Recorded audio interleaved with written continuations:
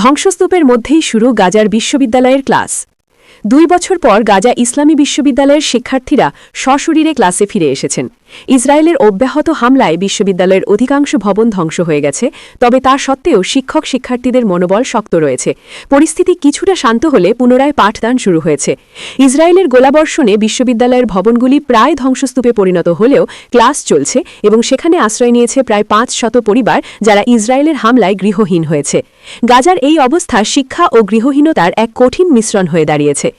বিশ্ববিদ্যালয়ের ক্যাম্পাসে আশ্রয় নেওয়া আত্মা সিয়াম নামক এক ব্যক্তি জানান, তারা জাবালিয়া থেকে বাস্তুচ্যুত হয়ে এখানে এসেছেন, কারণ যাওয়ার আর কোনো জায়গা ছিল না। তবে তিনি বলেন, এটি একটি শিক্ষার স্থান হওয়া উচিত, আশ্রয় কেন্দ্র নয়। বিশ্ববিদ্যালয় পুনরায় কার্যক্রম শুরু হওয়ায় শিক্ষার্থীদের মধ্যে নতুন করে আশার সঞ্চার হয়েছে। ইউনেস্কোর হিসেব অনুযায়ী ২০২৩ সালের অক্টোবর থেকে শুরু হওয়া সংঘাতে গাজার অধিকাংশ উচ্চশিক্ষা প্রতিষ্ঠান মারাত্মকভাবে ক্ষতিগ্রস্ত বা ধ্বংস হয়েছে। প্রথম বর্ষের মেডিকেল শিক্ষার্থী ইউমনা আল বাবা বলেন, তিনি একটি সম্পূর্ণ সুবিধাসম্পন্ন বিশ্ববিদ্যালয়ে পড়াশোনা করার স্বপ্ন দেখতেন।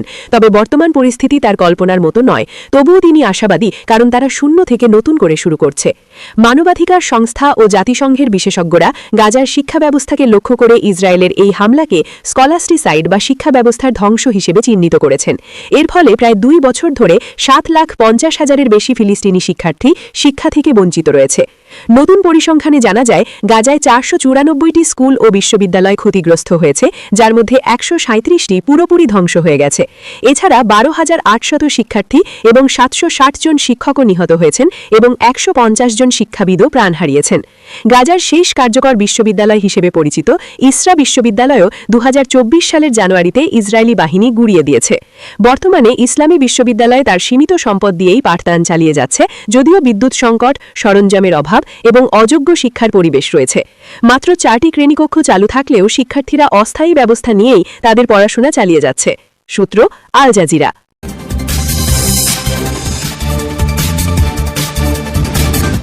কলকাতা ও আগরতলায় বাংলাদেশ উপদূতাবাসের সামনে বিক্ষোভ। ভারতের ২ অঙ্গরাজ্যের রাজধানী পশ্চিমবঙ্গের কলকাতা এবং ত্রিপুরার আগরতলায় বাংলাদেশ উপদূতাবাসের সামনে বিক্ষোভ করেছে স্থানীয় দুটি সংগঠন। বাংলাদেশের সংখ্যালঘুদের ওপর নির্যাতনের অভিযোগ তুলে তাদের সুরক্ষার দাবিতে শনিবার ২০ ডিসেম্বর ভারতীয় সময় বিকেল ৪টের দিকে কলকাতার বেগবাগান ও পার্ক সার্কাস ৭ রাস্তার মোড়ে জড়ো হয় বাংলা পক্ষ নামে একটি সংগঠনের শতাধিক নেতাকর্মী। পরে বাংলাদেশ উপদূতাবাসের দিকে মিছিল নিয়ে গেলে তাদের আটকে দেয় কলকাতা পুলিশ। এই সময় সংগঠনটির সদস্যরা দাবি জানান, যেভাবে ৭১ সালে বাংলাদেশের পরিস্থিতির ওপর সরাসরি হস্তক্ষেপ করেছিল ভারত, সেভাবেই বাংলাদেশের এই পরিবর্তিত পরিস্থিতিতে আবারও হস্তক্ষেপ করতে হবে। এর আগে শুক্রবার ১৯ ডিসেম্বর ত্রিপুরার আগরতলায় বাংলাদেশ সহকারী দূতাবাসের সামনে বিক্ষোভ প্রদর্শন করেছে ত্রিপুরা মোথার যুব শাখা ইউথ ত্রিপুরা ফেডারেশন।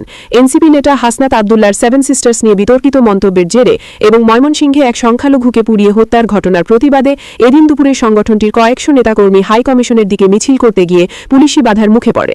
পরে এক সমাবেশে বক্তব্যে ইউথ ত্রিপুরা ফেডারেশন সভাপতি সুরজ দেববর্মা বলেন, এই বিক্ষোভ কোনো রাজনৈতিক এজেন্ডা নয়, বরং জনসাধারণের অনুভূতির প্রতিফলন।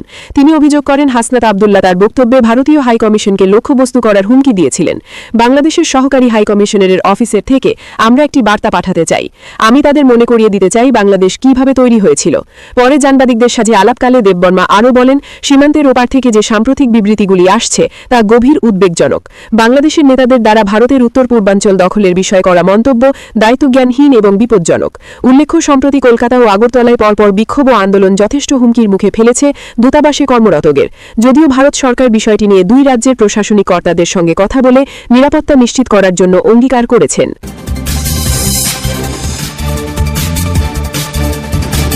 দুর্নীতির আরেক মামলায় ইমরান খান ও তার স্ত্রী ১৭ বছরের কারাদণ্ড। আলোচিত তোষাখানার দ্বিতীয় মামলায় পাকিস্তানের সাবেক প্রধানমন্ত্রী ইমরান খান ও তার স্ত্রী বুশরা বিবির ১৭ বছর করে কারাদণ্ড হয়েছে। শনিবার ১৯ ডিসেম্বর রাওয়ালপিন্ডির বিশেষ আদালত এই রায় দিয়েছে। ১,৬৪,০০,০০০ রুপি করে জরিমানাও হয়েছে দুজনের। অনাদায় ভোগ করতে হবে আরও কারাদণ্ড। রায়ের বিরুদ্ধে উচ্চ আদালতে আপিলের কথা জানিয়েছেন ইমরান ও বুশরার আইনজীবী। মূলত তোষাখানা দুর্নীতি সংক্রান্ত প্রথম মামলার পর গত ডিসেম্বরে তোষাখানা ২ মামলা দায়ের করেছিল পাকিস্তানের দুর্নীতি বিরোধী সংস্থা এনএবি। রাষ্ট্রীয় উপহার নিয়ে জালিয়াতির অভিযোগ করা হয় পিটিআই প্রতিষ্ঠাতা ইমরান খান ও তার স্ত্রীর বিরুদ্ধে। রাওয়ালপিন্ডির আদিয়ালা কারাগারে বিশেষ আদালত বসিয়ে ৮০ দফা শুনানির পর শনিবার রায় ঘোষণা করা হয়। আদালত ইমরান খান ও বুশরা বিবিকে পাকিস্তান দণ্ডবিধির দুটি আইনের ধারায় মোট ১৭ বছরের কারাদণ্ড দেয়। ১,৬৪,০০,০০০ রুপি জরিমানাও করা হয়েছে, যা পরিশোধে ব্যর্থ হলে সাজাভোগের সময়সীমা বাড়বে আরও। ইমরান ও বুশরার বিরুদ্ধে অভিযোগ, ২০২১ সালে সাউদি ক্রাউন প্রিন্সের দেয়া রাষ্ট্রীয় উপহার দামি গয়নার সেট নামমাত্র মূল্যের বিনিময়ে আত্মসাৎ করেছেন তারা। যদিও সব অভিযোগ অস্বীকার করেছেন ইমরান। দাবি, তাকে রাজনীতি থেকে সরিয়ে দিতেই উদ্দেশ্যপ্রণোদিত মামলা করা হয়েছে। উচ্চ আদালতে রায়ের বিরুদ্ধে আপিলের কথা জানিয়েছেন ইমরান ও বুশরার আইনজীবী। ২০২৩ সালের অগস্টে দুর্নীতি ও সন্ত্রাস বিরোধী আইনের আওতায় কারাবন্দী হন ইমরান। তখন থেকে রাওয়ালপিন্ডির আদিয়ালওয়ালা জেলে কারাভোগ করছেন তিনি। এর আগেই তোষাখানার প্রথম মামলায় ১৪ বছর করে কারাদণ্ড হয়েছিল ইমরান খান ও তার স্ত্রী বুশরা বিবির। পাশাপাশি রাজনীতি থেকে ১০ বছর নিষিদ্ধ করা হয় পাকিস্তানের সাবেক এই প্রধানমন্ত্রীকে।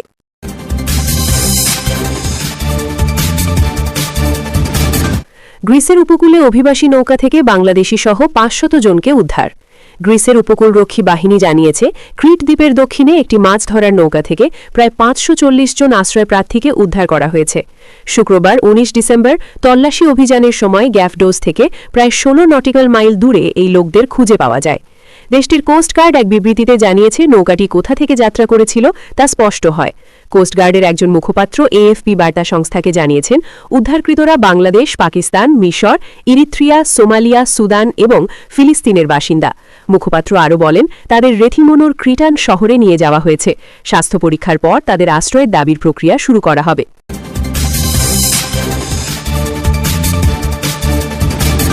গাজার পুনর্গঠনে $১১২ বিলিয়ন প্রজেক্ট সানরাইজ খসড়া প্রস্তুত যুক্তরাষ্ট্রের। ফিলিস্তিনের গাজা উপত্যকা পুনর্গঠনের জন্য একটি উচ্চাভিলাষী ও দীর্ঘমেয়াদী পরিকল্পনার খসড়া তৈরি করেছে যুক্তরাষ্ট্র। মার্কিন প্রেসিডেন্ট ডোনাল্ড ট্রাম্পের প্রশাসনের উদ্যোগে প্রণীত এই প্রকল্প বাস্তবায়নে প্রায় ১ দশক সময় লাগবে এবং মোট ব্যয় ধরা হয়েছে $১১২.১ বিলিয়ন। বিষয়টি প্রকাশ করেছে যুক্তরাষ্ট্রভিত্তিক প্রভাবশালী সংবাদ মাধ্যম ওয়াল স্ট্রিট জার্নাল। প্রতিবেদন অনুযায়ী এই প্রকল্পের নাম দেওয়া হয়েছে প্রজেক্ট সানরাইজ। পরিকল্পনাটির মূল লক্ষ্য হল যুদ্ধ ও ধ্বংসে বিধ্বস্ত গাজা উপত্যকাকে ধীরে ধীরে একটি আধুনিক, পরিকল্পিত এবং অর্থনৈতিকভাবে টেকসই উপকূলীয় অঞ্চলে রূপান্তর করা। ধারণাগতভাবে এটি এমন একটি সৈকত ঘেঁষা নগরীতে পরিণত করার কথা বলা হয়েছে, যা ভবিষ্যতে পর্যটন ও বিনিয়োগ আকর্ষণে সক্ষম হবে। ওয়াল স্ট্রিট জার্নাল জানায়, এই পরিকল্পনার নকশা তৈরিতে মূল ভূমিকা রেখেছেন প্রেসিডেন্টের বিশেষ দূত স্টিভ উইটকফ এবং ট্রাম্পের জামাতা ও ব্যবসায়ী জ্যারেড কুশনারের সঙ্গে যুক্ত ছিলেন হোয়াইট হাউসের জ্যেষ্ঠ সহযোগী জশ গ্রুয়েনবাউম সহ আরও কয়েকজন শীর্ষ কর্মকর্তা। গত ৪৫ দিনের মধ্যে ইসরায়েলি কর্মকর্তাদের পাশাপাশি বেসরকারি খাতের প্রতিনিধি ও সম্ভাব্য ঠিকাদারদের সঙ্গে পরামর্শ করে এই খসড়া প্রস্তুত করা হয়েছে। প্রতিবেদনে বলা হয়েছে, এই বিশাল পুনর্গঠন প্রকল্পে কোন কোন আন্তর্জাতিক কোম্পানি বা সংস্থা যুক্ত হবে সে বিষয়ে এখনও কোনো চূড়ান্ত সিদ্ধান্ত হয়নি। একইভাবে প্রকল্প বাস্তবায়নের সময় গাজায় বসবাসরত প্রায় ২০ লাখ ফিলিস্তিনির ভবিষ্যৎ অবস্থান ও পুনর্বাসনের বিষয়টিও স্পষ্টভাবে উল্লেখ করা হয়নি, জানিয়ে মানবিক ও রাজনৈতিক প্রশ্ন উঠতে পারে বলে বিশ্লেষকদের ধারণা। সংবাদ মাধ্যমটির প্রতিবেদনে আরও বলা হয়েছে, যুক্তরাষ্ট্র এই প্রকল্পের সরাসরি অংশগ্রহণকারী হিসেবে প্রায় $৬০ বিলিয়ন অনুদান ও ঋণ সহায়তা দেওয়ার প্রতিশ্রুতি দিয়েছে। পরিকল্পনার প্রাথমিক পর্যায়ে শেষ হলে গাজার প্রশাসনিক কর্তৃপক্ষ ধীরে ধীরে স্ব-অর্থায়নের মাধ্যমে বিভিন্ন উন্নয়ন প্রকল্প পরিচালনা করতে পারবে এবং পরবর্তী সময়ে ঋণ পরিশোধের সক্ষমতা অর্জন করবে, এমনটাই ধারণা করছেন মার্কিন নীতি নির্ধারকেরা। নাম প্রকাশে অনিচ্ছুক এক মার্কিন কর্মকর্তার বরাত দিয়ে ওয়াল স্ট্রিট জার্নাল জানায়, যুক্তরাষ্ট্র ইতোমধ্যেই সম্ভাব্য দাতা দেশগুলোর কাছে এই পরিকল্পনার নথি উপস্থাপন করেছে। সম্ভাব্য দাতাদের তালিকায় রয়েছে ধনী উপসাগরীয় আরব দেশগুলো, তুরস্ক এবং মিশর। বিশ্লেষকদের মতে, গাজা পুনর্গঠনের এই পরিকল্পনা বাস্তবায়ন শুধু অর্থনৈতিক চ্যালেঞ্জই নয়, বরং রাজনৈতিক বাস্তবতা, নিরাপত্তা পরিস্থিতি এবং ফিলিস্তিনি জনগণের ভবিষ্যৎ অধিকার ও অংশগ্রহণের প্রশ্নের সঙ্গেও ঘনিষ্ঠভাবে জড়িত। সূত্র, ওয়াল স্ট্রিট জার্নাল।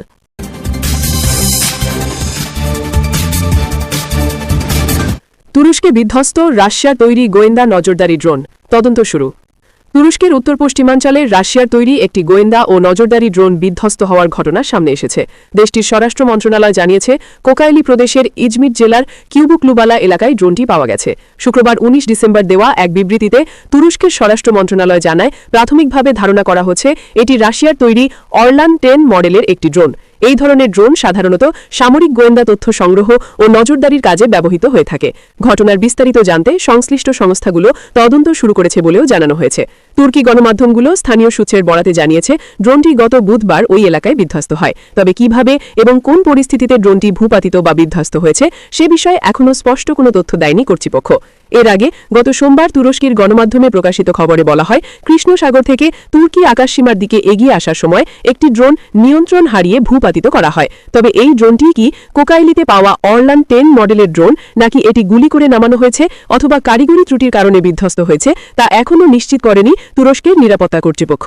এই ঘটনার প্রেক্ষাপট আরও সংবেদনশীল হয়ে উঠেছে সাম্প্রতিক কিছু ঘটনার কারণে। সম্প্রতি কৃষ্ণ সাগরে তুর্কি উপকূলের কাছে দুটি রাশিয়ান তেল ট্যাঙ্কারের ড্রোন হামলার পর অগ্নিকাণ্ডের ঘটনা ঘটে। এর পাশাপাশি গত সপ্তাহে ইউক্রেনের বন্দর শহর ওডেসার কাছে এক হামলায় একটি তুর্কি জাহাজ ক্ষতিগ্রস্ত হয়।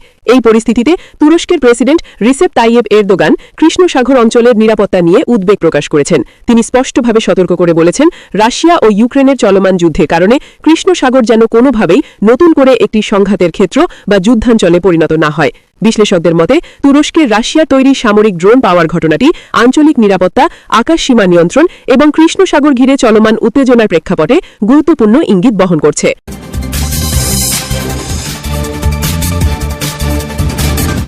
বাংলাদেশের সাংবাদিকদের ওপর হামলার নিন্দা জানিয়েছে প্রেস ক্লাব অফ ইন্ডিয়া। বাংলাদেশের অন্তর্বর্তী সরকারের আমলে সাংবাদিকদের ওপর হামলার ঘটনায় গভীর উদ্বেগ প্রকাশ করেছে এবং তীব্র নিন্দা জানিয়েছে press club of India (PCI). শনিবার ২০ ডিসেম্বর প্রেস ক্লাব অফ ইন্ডিয়ার এক বিবৃতিতে প্রথম আলো এবং দ্য ডেইলি স্টার পত্রিকার কার্যালয়ে সহিংস হামলা, ভাঙচুর ও অগ্নিসংযোগের ঘটনা, সেই সঙ্গে নিউ এজ পত্রিকার সম্পাদক এবং এডিটর্স কাউন্সিলের সভাপতি প্রবীণ সাংবাদিক নুরুল কবিরের হয়রানির ঘটনাকে তারা অত্যন্ত নিন্দনীয় বলে অভিহিত করেছে।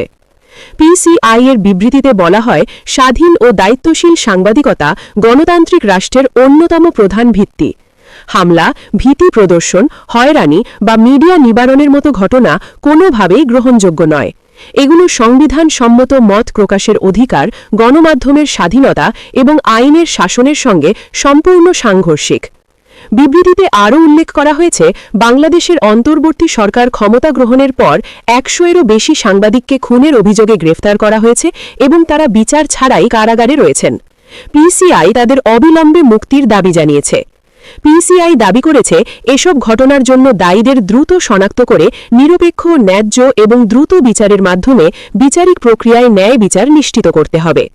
উল্লেখ্য, বৃহস্পতিবার রাতে বাংলাদেশের ছাত্রনেতা শরীফ ওসমান হাদির মৃত্যুর প্রতিবাদে বিক্ষোভকারীরা প্রথম আলো এবং দ্য ডেইলি স্টারের কার্যালয়ে হামলা চালায়, যার ফলে উভয় পত্রিকার প্রকাশনা সাময়িকভাবে বন্ধ হয়ে যায়।